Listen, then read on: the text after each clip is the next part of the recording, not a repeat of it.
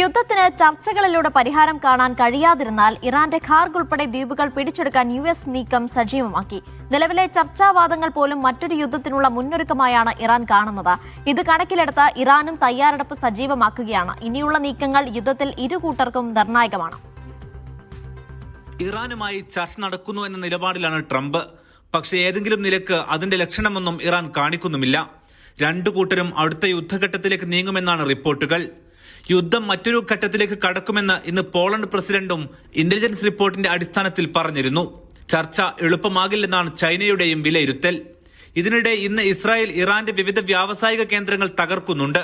ഇതോടെ യുദ്ധം അടുത്ത ഘട്ടത്തിലേക്ക് നീങ്ങുമെന്നാണ് ആശങ്ക. 4 പദ്ധതികളാണ് നിലവിൽ USന്റെ മുന്നിലുള്ളത്. ഒന്ന് ഖാർഗ് ദ്വീപ് പിടിച്ചെടുക്കുക. ഇതിനായി 5000-ഓളം മറൈനുകളും കരസേനയും നാളത്തോടെ എത്തിയേക്കും.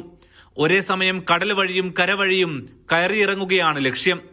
ഇറാന്റെ 90% എണ്ണ വിതരണം ഇതുവഴിയാണ്. രണ്ടാമത്തേത് ഹോർമുസിലെ ലറാഖ് ദ്വീപ് പിടിച്ചെടുക്കുക. ഇറാന്റെ സൈനിക കേന്ദ്രങ്ങളും റഡാറുകളും ട്രാക്കിംഗ് ചിപ്പുകളും സ്ഫോടക ബോട്ടുകളും ഇവിടെയാണ്. മൂന്നാമത്തേത് കിഴക്കൻ പേർഷ്യൻ ഗൾഫിലുള്ള അബു മൂസ ദ്വീപ് പിടിച്ചെടുക്കുക. ഇതോടെ ഗൾഫ് വിട്ടുപോകുന്ന മേഖലയിലെ കപ്പലുകൾ നിരീക്ഷിക്കുന്ന ദ്വീപും നിയന്ത്രണത്തിലാക്കാം. US ഇസ്രായേൽ ബന്ധമുള്ള UAEക്കും അബു മൂസ ദ്വീപിൽ പങ്കുണ്ട്. 4 ഇറാൻ ഓയിലുമായി പോകുന്ന കപ്പലുകളെ ലക്ഷ്യം വെക്കുക. ഇതിനു പുറമെ 450 കിലോഗ്രാം വരുന്ന ഇറാന്റെ യുറേനിയം പിടിച്ചെടുക്കാനുള്ള പ്രത്യേക മിഷനും ഭാഗമാണ്. എന്നാൽ ഇതെല്ലാം മുന്നിൽ കണ്ട ഇറാൻ ഖാർഗ് ദ്വീപിലുൾപ്പെടെ സുരക്ഷാ വിന്യാസം ശക്തമാക്കിയിട്ടുണ്ട്. വ്യോമ പ്രതിരോധ സംവിധാനങ്ങൾ ഇവിടെ ശക്തമാക്കി. കൂടുതൽ സൈനിക വിന്യാസവും ഇവിടെ നടത്തിയതായി US ഇന്റലിജൻസ് പറയുന്നു.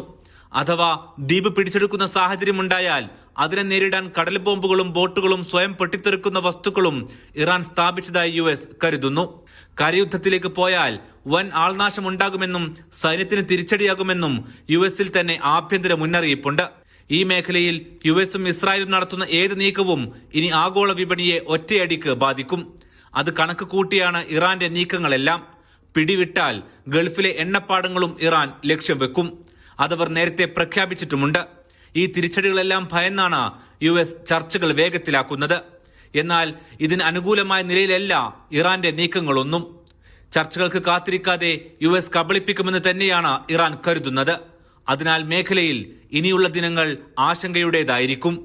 Aftabur Rahman, media 1, Riyadh.